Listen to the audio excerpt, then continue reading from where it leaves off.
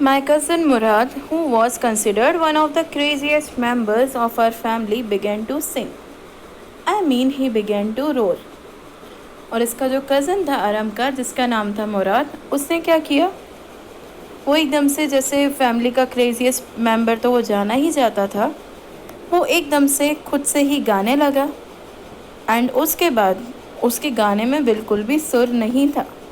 वो बहुत ज़्यादा बेसुरा गा रहा था। मीन्स ऐसा लग रहा था कि वो शाउट कर रहा है, वो रोर कर रहा है।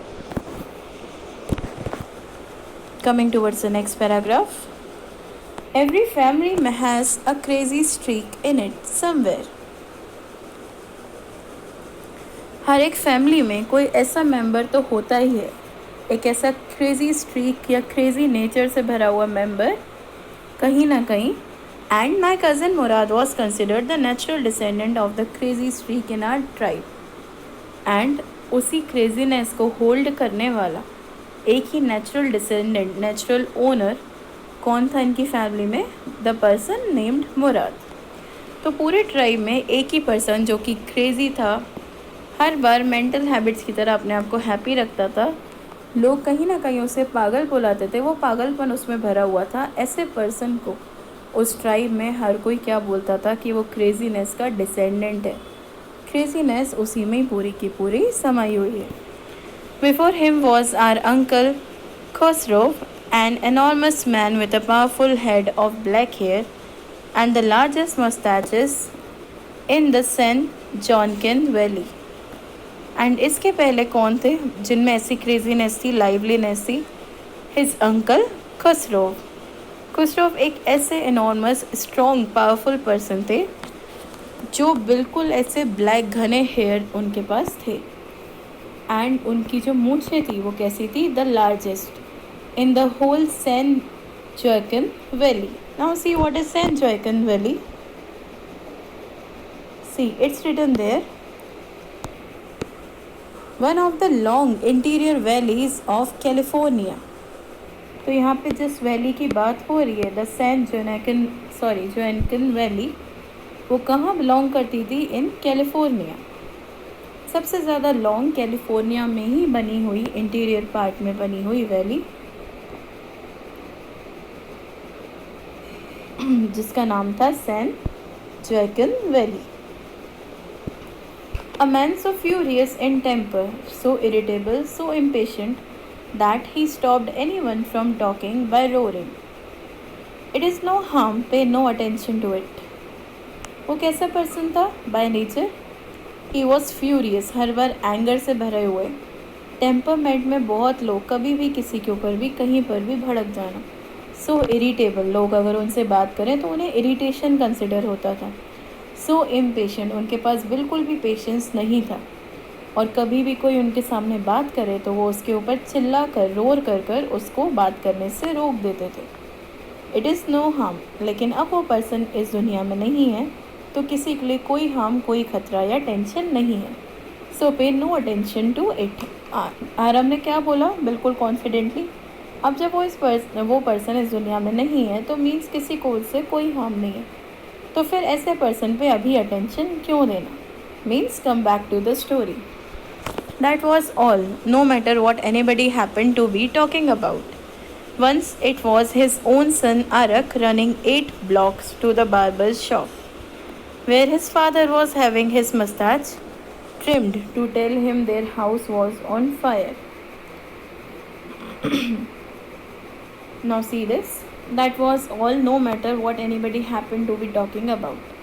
जब वो पर्सन नहीं है तो अब कोई फ़र्क नहीं पड़ता कि लोग उनके बारे में क्या बात करते हैं। लेकिन फिर अगेन आरव ने एक दूसरा इंसिडेंट बिलोंग कर दिया इधर ही। Once it was his son Arak, उनका खुद का बेटा जिसका नाम था Arak, running 8 blocks to barber's shop. वो 8 घर छोड़कर एक बार्बर की शॉप तक गया, where his father was having his moustache trimmed to tell him their house was on fire. वो आरक अपने फादर के पास क्यों गया था? सिर्फ ये बताने कि उनके घर में आग लग चुकी है। एंड उसके फादर तब क्या कर रहे थे? वो किसी बार्बर के यहाँ अपनी मस्टैचेस को, अपनी मूँछों को ट्रिम करवा रहे थे। This man Khosrow sat up in the chair and roared, it is no harm, pay no attention to it. उसने अपने बेटे को क्या बोला? कोई बात नहीं, वो हमारे घर को नुकसान नहीं कर पाएगी। और ये चीज़ चिल्लाकर उसने अपने बेटे आरव को बोली। तो ऐसी चीज़ों पर अटेंशन देने की ज़रूरत नहीं है। तो जो ऊपर डायलॉग्स रिपीट करे थे आरव ने, वो किसके डायलॉग थे? मिस्टर खोसरोव के। The barber said, but the boy says your house is on fire. So Khosrove rode, enough, it is no harm I say. Barber ने फिर से बोला, शायद आपने ढंग से सुना नहीं, आपके खुद के घर में आग लग गई है। तब खसरोव ने क्या बोला? चिल्ला कर बोला, इनफ, मैंने बोल दिया कि उससे कोई नुकसान नहीं है तो नहीं है।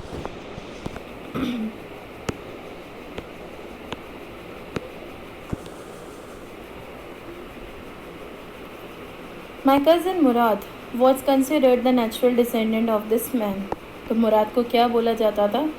उनके बाद थ्रोन पर आने वाले, क्रेजीनेस के थ्रोन पर आने वाले नेक्स्ट डिसेंडेंट का नाम मुराद था। ऑल्दो मुराद्स फादर वॉज जोराब, मुराद के फादर खुसरोव नहीं थे, उनके फादर का नाम था Zorab, who was practical and nothing else. And वो काफ़ी ज़्यादा प्रैक्टिकल पर्सन थे। उनके लिए जो उनके सामने है, जहाँ पर प्रैक्टिकेबिलिटी है, जिस चीज़ को वो प्रॉपरली बैलेंस कर सकते हैं, उसी चीज़ पर वो फोकस करते हैं। So he was a practical man, जो कि सोसाइटी को एक प्रैक्टिकल फॉर्म में देखते हैं और कुछ नहीं। That's how it was in our tribe. इस तरीके से किसी किसी पर्सन के बारे में आरव ने डिस्क्राइब करा।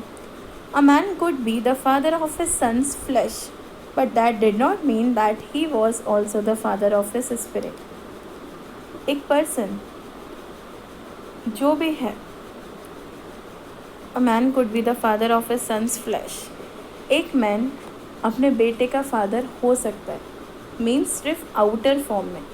ज़रूरी नहीं है कि उसके बेटे की जो भी हैबिट्स हैं, जो उसकी स्पिरिट है, जो उसकी आत्मा है, जो उसका मन है, वो बिल्कुल अपने फादर के ऊपर ही जाए। वो बाय फ्लैश, बाय ब्लड, वो अपने फादर का ही बेटा कहलाएगा, but by actions it is not needed कि फादर और सन दोनों की हर एक क्वालिटी बिल्कुल एक्यूरेटली मैच हो। The distribution of the various kinds of spirit of our tribe had been from the beginning capricious and vagrant. तो जो इनकी ट्राइब का डिस्ट्रीब्यूशन है, वो किस तरीके से करा हुआ है? हर बार फ्रॉम द स्टार्टिंग उसका मेन फोकस था कैप्रिशियस फॉर्म में। कभी भी उनके ट्राइब में कुछ भी सडन या क्विक चेंजेस आ जाते थे। एंड वेग्रेंट, और वो चेंजेस कैसे होते थे? वेग्रेंट मीन्स होता है आवारा। जो पर्सन या जो भी ट्राइब है, वो एक जगह ना टिक पाए, एक नोमैड की तरह एक मॉड्यूलेशन होता जाए हर बार। तो वहाँ पे पर्सन्स जो थे, वो कभी अपनी पॉवर्टी को लेकर रोते थे, तो कभी अमेजिंग फॉर्म में डील करते थे कि हम सब एक साथ हैं। तो उनके मूड्स हर बार चेंज होते थे, मूड स्विंग्स होते रहते थे, तो एक बात पर वो टिके हुए नहीं रहते थे। That's why the word vagrant is used here. And capricious, हर कोई उनके यहाँ बहुत ज़्यादा एक्साइटेड रहता था और वो चाहता था कि कोई भी न्यू फॉर्मेशन बहुत जल्दी, बहुत क्विकली इस ट्राइब में आए। We rode and my cousin Mourad sang. वो राइड करते गए हॉर्स पर और मुराद अपना रोर फॉर्म में सैंग करता गया। For all anybody knew we were still in the old country where at least according to, यहाँ पर सबको पता था कि हम अभी तक अपनी ओल्ड कंट्री आर्मेनिया में ही हैं।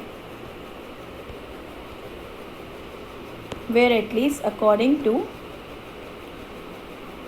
सम of our neighbours we belong, जहाँ पर हम बिलोंग करते हैं, और ऐसा हमारा नहीं, हमारे नेबर्स का भी कहना है। We let the horse run as long as it felt like running. हम हॉर्स को तब तक रन करवा रहे थे जब तक हमें लग रहा था कि हॉर्स रन कर रहा है। At last my cousin Mourad said, get down, I want to ride alone. अब कहीं बीच सिटी में मुराद ने क्या बोला कि मेरे हॉर्स से उतरो, मुझे तो अब अकेले राइड करना है। Will you let me ride alone, I asked. तो फिर आरव ने बोला कि अगर अभी तुम राइड कर रहे हो तो क्या तुम मुझे भी अकेले राइड करने दोगे? That is up to the horse, my cousin said, get down. Mourad ने बोला, मेरे ऊपर नहीं, वो हॉर्स के मूड पर है, अभी तुम हॉर्स से नीचे उतरो। The horse will let me ride, I said. और सिर्फ मुझे अकेले राइड करने देगा अपने ऊपर।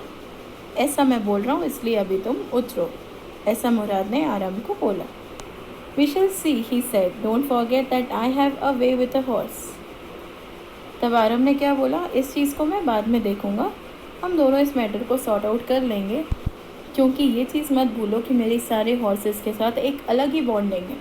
हॉर्सेस और मेरा अटैचमेंट बहुत ज़्यादा डीप है। Well I said any way you have with a horse I have also. तब मुराद ने क्या बोला, अगर तुम्हारा हॉर्स के साथ कोई एक अलग ही बाउंडिंग है, एक बाउंडेशन है, तो वो मेरे पास भी है। मेरी भी बॉन्डिंग बहुत अच्छी होती है हॉर्स से, इसलिए अभी तो हॉर्स से नीचे उतरो। For the sake of your safety he said let us hope so, get down. तब उसने क्या बोला, मैं तुम्हारी सेफ्टी के लिए बोल रहा हूँ, अब तो तुम इस हॉर्स से उतर ही जाओ, क्योंकि मैं अकेले राइड करूँगा तो मुझे नहीं पता मैं कितनी ज़्यादा फास्ट राइड करूँगा। All right I said, but remember you have got to let me try the ride alone. But उसके बाद आरव ने क्या बोला, ये चीज़ याद रखना कि तुमने मुझसे प्रॉमिस किया है कि तुम मुझे भी हॉर्स पर एक राइड का चांस लेने दोगे। वो हॉर्स पर डिपेंड करता है कि मैं उसके ऊपर राइड कर पा रहा हूँ या नहीं, बट तुम अपनी तरफ से मुझे एक चांस या एक ट्रायल ज़रूर दोगे।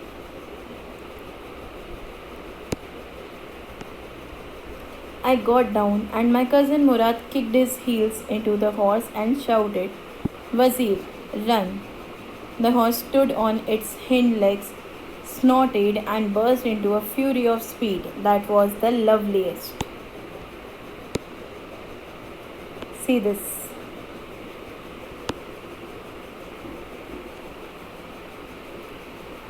अब क्या हुआ, आरम जो था वो डायरेक्टली वहाँ से नीचे उतर गया। आई गॉट डाउन एंड तब जाकर उसके कज़न ने क्या करा, मुराद ने हॉर्स पर किक करा अपने हील से और उस हॉर्स के ऊपर शाउट करा कि वज़ीर रन। मीन्स हॉर्स का नाम क्या था, that beautiful white horse, the name was वज़ीर। एंड तब जाकर हॉर्स ने क्या करा, उसके जो बैक के लेग्स होते हैं उन दोनों लेग्स को एकदम से फुट नीचे रखा, अपने फ्रंट लेग्स को ऊपर उठाया। ही स्नॉटेड, स्नॉटेड मीन्स वो फुल एंगर में आ गया, उसने अपनी ब्रीदिंग को फुल फ्यूरी फॉर्म में कर दिया।